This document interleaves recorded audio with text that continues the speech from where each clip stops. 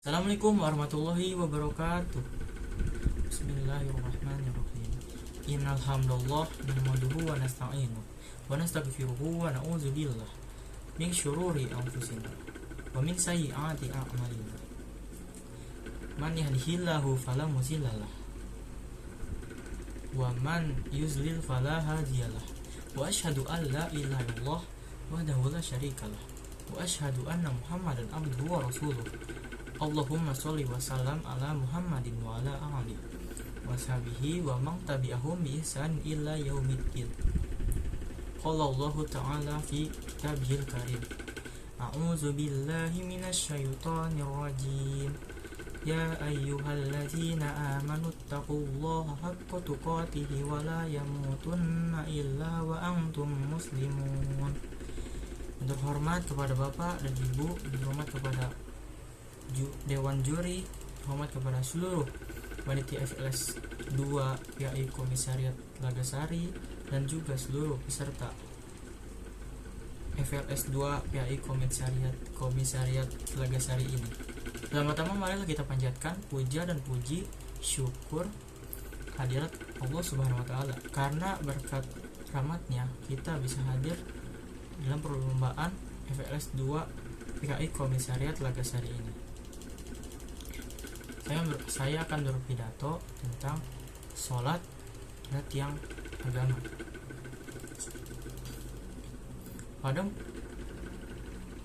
Para muslimin dan muslimat yang mudah-mudahan dirahmati oleh Allah Subhanahu wa taala. Pada kesempatan kali ini saya akan membahas satu masalah penting. Salah satu rukun Islam yang kedua. Rukun Islam itu terdiri dari 5. 1. Mengucapkan 2 kalimat syahadat. 2. Melakukan sholat. 3. Membayar zakat. 4. Puasa. 5. Pergi haji jika mampu. Sholat merupakan tiang agama. Sholat harus dilakukan. Setelah Allah menjelaskan tentang tauhid, maka Allah memerintahkan kepada manusia untuk melakukan sholat. Dan Nabi SAW juga telah menjelaskan kepada para sahabatnya tentang tauhid dan juga sholat. Allah memerintahkan kepada Nabi Musa alaihissalam untuk mentauhidkan Allah dan menegakkan sholat. Wa amuduhus sholat. Tiang agama Islam ini adalah sholat. Sholat harus kita tegakkan. Ini syiar agama Islam yang besar. Sholat bisa membedakan antara orang itu dia muslim atau kafir. Sampai Nabi bersabda dalam hadis yang sahih yang diriwayatkan oleh Imam Muslim dan Ahmad dan lainnya. Bainar rajuli wa bainas syirki wal kufri tarukas sholah. Antara seseorang dengan kekufuran dan kesyirikan adalah meninggalkan sholat. Artinya ketika orang meninggalkan sholat, dia sudah masuk di ambang pintu kekafiran, maka sholat harus ditegakkan. Sholat tiang agama. Ketika tidak mengerjakan sholat, maka ancamannya berat. Maka Allah menjelaskan di dalam Al-Quran, ma salakakum fi saqara qalu lam nakum minal musallin. Kenapa kalian masuk neraka Sakor? Kami ini dulu tidak mengerjakan sholat. Jadi ketika ditanya kenapa kalian masuk neraka Sakor, mereka menjawab, kami ini dulu tidak melakukan sholat. Jadi ini adalah masalah yang besar, tidak boleh sembarangan. Makanya Nabi SAW menyuruh agar kita menyuruh anak sholat ketika umur 7 tahun. Ketika 10 tahun dia belum sholat, Nabi suruh pukul. Dan yang harus kita perhatikan adalah kita disuruh untuk menyuruh anak sholat. Coba lihat dalam surah Luqman, bagaimana Luqman menasihati anaknya. Yang pertama Luqman katakan kepada anaknya adalah la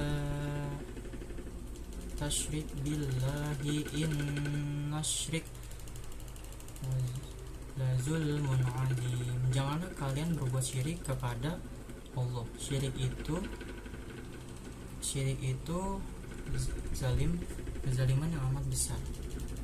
Jadi ketika orang meninggalkan sholat, hancur semuanya. Hancur dunianya, hancur agamanya. Tidak ada ketenangan dalam hidupnya, tidak ada kebahagiaan dalam hidupnya.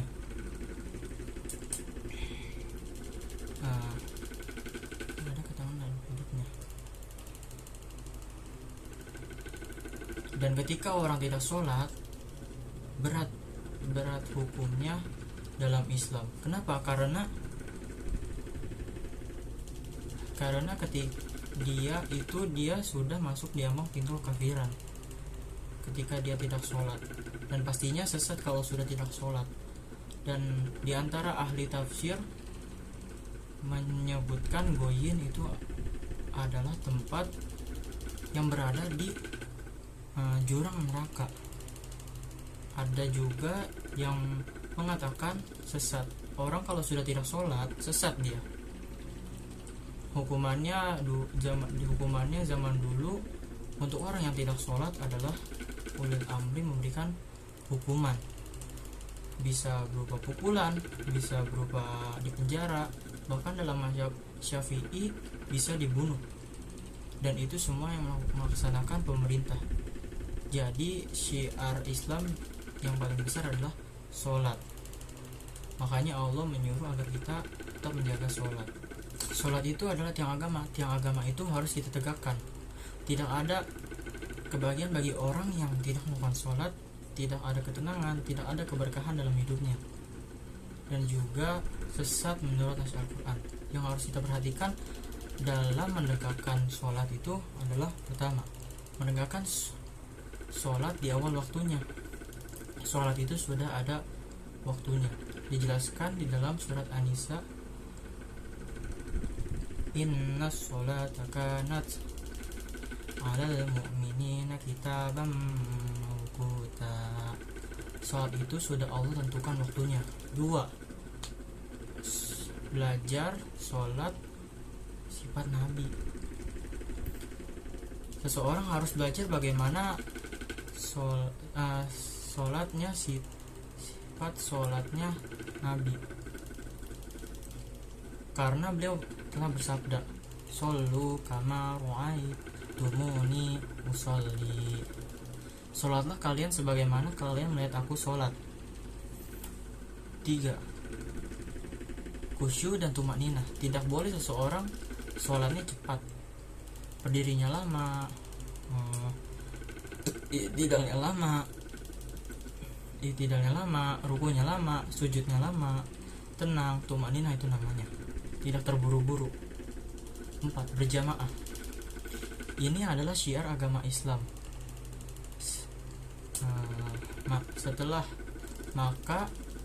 Setelah Nabi SAW sampai ke Madinah, yang pertama Nabi bangun adalah masjid untuk sholat berjamaah.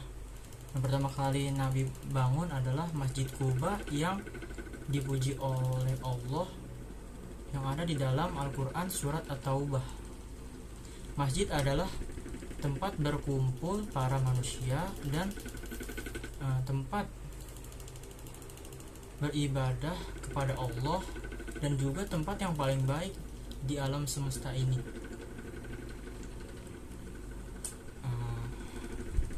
Masjid adalah tempat untuk menegakkan sholat, untuk mengumandangkan sholat, untuk mengumandangkan azan. Masjid adalah tempat berkumpulnya manusia, tempat ibadah kepada Allah. Terus tempat yang paling baik dari semua tempat yang ada di muka bumi ini adalah masjid. Menegakkan sholat di masjid, mengumandangkan azan di masjid untuk mengundang manusia untuk ke masjid. Kalau misalkan tidak berjamaah, kita tidak tahu dia sholat atau tidak. Tapi kalau berjamaah kelihatan. Makanya Nabi SAW menyuruh agar kita sholat berjamaah. Karena harus berjamaah, hal ini untuk membedakan benar atau tidak dia orang Islam, sholat atau tidak.